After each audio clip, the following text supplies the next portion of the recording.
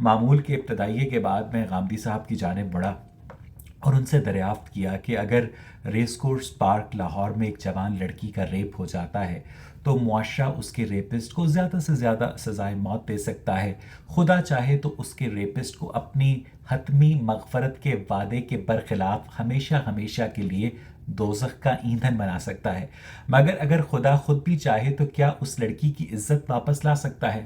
حامدی صاحب کے مسکراتے چہرے پہ سنجیدگی آئی۔ ایک توقف کے بعد انہوں نے ایک مختصر تقریر کر ڈالی جس کا لب لباب یہ تھا کہ اس لڑکی کو روز قیامت خدا بخشش عطا کرے گا اور اسے جنت میں بہت اعلیٰ درجہ ملے گا۔ یہ جواب سن کر میں زیر لب مسکرانے لگا۔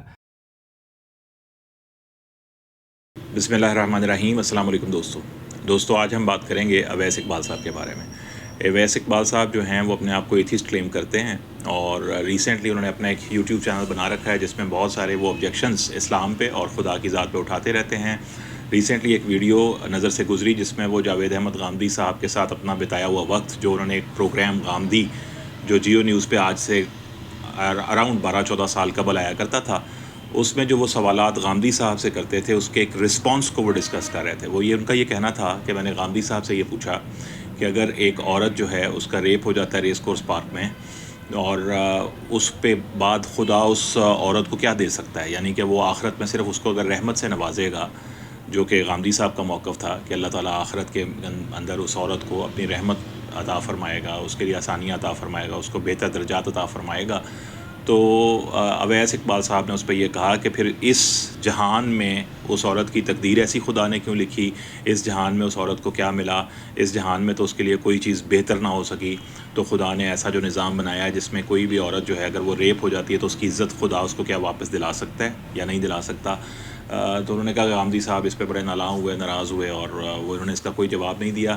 اس طرح کی بہت ساری باتیں انہوں نے غامدی صاحب کے حوالے سے کی، کچھ کمی بیشی کے ساتھ۔ میں کوشش کروں گا کہ وہی کلپ لگا دوں تاکہ آپ اس کو دیکھ بھی سکیں۔ ایسے جو سوالات ہوتے ہیں کہ اگر ایک عورت جو ہے اس کی عزت چلی جاتی ہے، اس کی عزت کو کوئی شخص متاثر کر دیتا ہے، تو کیا خدا اس کو واپس لوٹا سکتا ہے یا نہیں لوٹا سکتا؟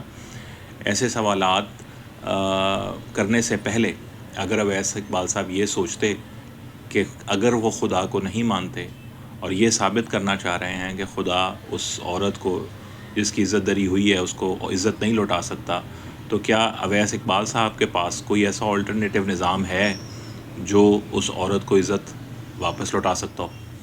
کیا اویس اقبال صاحب دلا سکتے ہیں؟ انہوں نے رچرڈ ڈاکنز کا نام لیا اس ویڈیو میں، انہوں نے اور بڑے بڑے جو ایتھیسٹ ہیں ان کا نام لیا۔ کیا وہ کارل سیگل دلا سکتے ہیں؟ کیا رچرڈ ڈاکن دلا سکتے ہیں؟ کیا کرسٹوفر ہچنز دلا سکتے ہیں؟ اس کا جواب ہے نہیں۔ وہ تمام ایتھیسٹ بھی مل کر، یا کوئی بھی ایتھیسٹ کا جو نظام ہے وہ بھی مل کر، یا دنیا کا جو نظام ہے وہ سارا مل کر بھی اس عورت جس کی عزت چلی گئی ہے اس کو واپس نہیں لوٹا سکتے۔